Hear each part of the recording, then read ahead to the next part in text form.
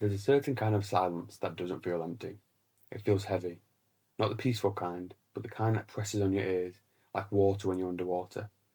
A silence that doesn't invite meditation, it demands confession. I didn't know that kind of silence until I saw the conversation. Or, more accurately, until I saw the ending of it. When people talk about great endings in cinema, they usually point to the big ones. The Godfather's door closing, Taxi Driver's mirror, that spinning top in Inception. But for me, it's a quiet little scene. A man tearing apart his apartment while saxophone jazz loops faintly in the background. Gene Hackman plays Harry Cole, a surveillance expert, a man who listens for a living but has no real voice of his own. He recalls people, edits tapes, splices together conversations.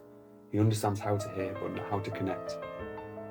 By the time we get to the ending, Harry has unraveled. He's paranoid. Is he being watched? Is there a bug in the apartment? Is he imagining things? So, he does what anyone with a mild case of existential dread and assumed FBI tale might do. He destroys his apartment. The physical versus the psychological. I remember watching that moment and thinking, there's no way this is just about a bug. You don't rip your life apart that violently, unless you're trying to get at something deeper. And it hit me. This isn't about surveillance. Not really. It's about guilt, about control, about the unbearable discomfort of knowing that you're a part of something terrible and not being able to fix it, or even fully understand it. Harry Cole is a man who believed that if he followed the rules, stayed out of the moral implications, and stuck to the technical, he'd be safe. But the ending laughs in the face of that belief. It says, you can't hide behind your tools forever. Sooner or later, something gets through, and when it does, it festers. The room is a symbol. The apartment itself becomes the perfect metaphor for Harry's psyche. It's drab, tightly sealed, private to the point of suffocation. It's how he lives, locked away emotionally and physically. But what do you do when the fortress you've built starts to work against you? You tear it down. There's something painfully human about watching him go at the walls of the corridor. He's not just looking for a bug, he's looking for certainty, for peace, for comfort, for control. And in the process, he ends up dismantling the last place he felt safe. Which again, relatable. Everyone's lost their phone before and looks everywhere, pulling apart cushions and beds and things like that. But Harry's situation is a little bit worse, but the instincts is the same.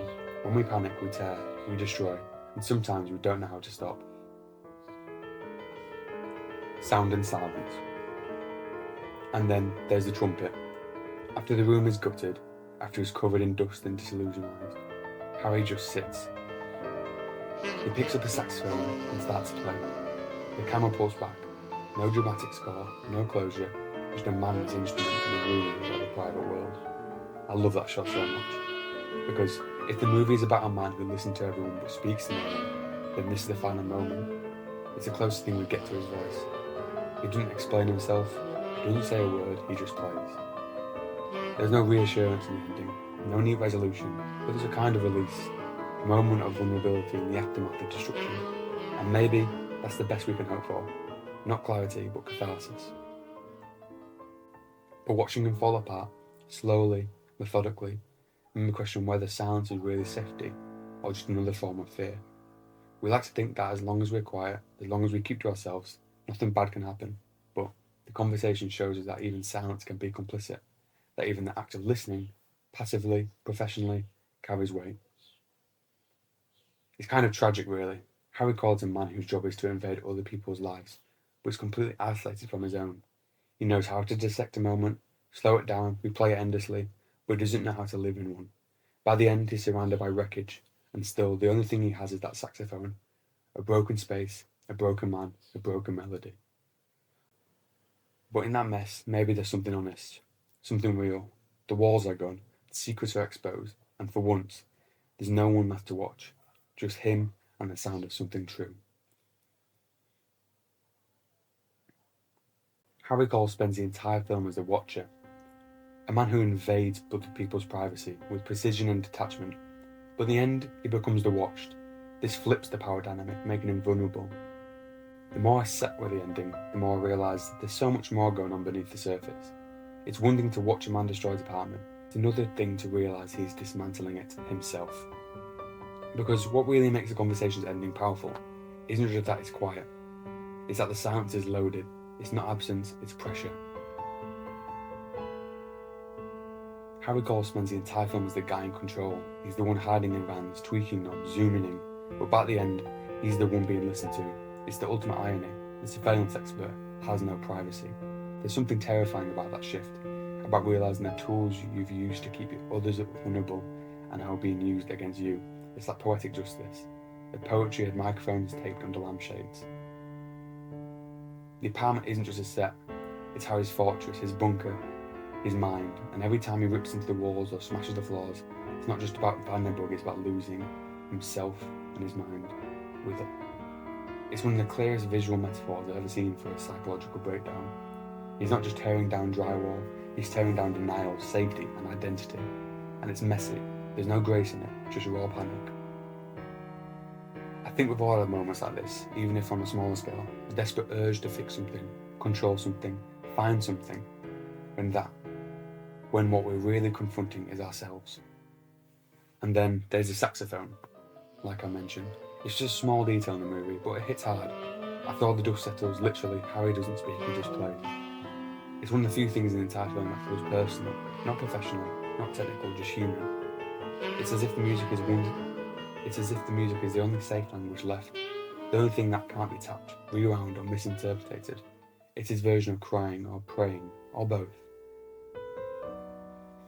The film's sound design is genius. From layered recordings to jarring distortions, it constantly reminds you that you're hearing something manipulated, but in the end, nothing.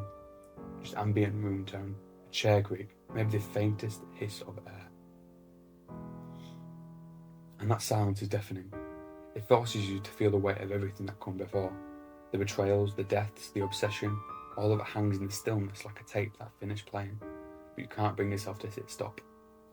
And here's the coolest part. Even after everything, Harry still doesn't really know what happened. Who killed who? Why? Whether he was truly being watched, or if his paranoia finally swallowed him whole. That's Coppola's final move, ambiguity. He denies us closure, because in the world Harry lives in, and maybe in ours, truth is slippery. Recordings can lie, people can lie, and sometimes the real horror isn't that someone's listening, that you'll never actually know the whole story. In a weird way, Harry is us. We watch, we listen, we rewind scenes, trying to find the meaning in details. The conversation isn't just about surveillance, it is surveillance. We're becoming voyeurs, obsessed with a man, obsessed with us. And that final moment, with Harry alone, broken, playing his music in the ruins, maybe that's a message for all of us, that even in a world saturated with noise, the most terrifying thing is truly being brutally alone. We don't get a resolution in the conversation. No justice, no revenge, just a man trying to find the bug, and maybe accidentally finding himself instead.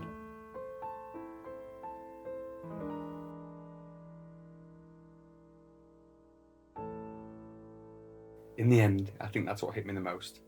That in a world of whys and whispers, of recordings and rewinds, the hardest thing to face is often the silence within yourself. And maybe, just maybe, that's where the real conversation begins. And that's why I keep coming back to this ending. Not just because it's subtle or haunting, but because in its silence, in its restraint, it dares to say more than 1,000 endings with explosions ever could. This is cinema's quietest but greatest ending.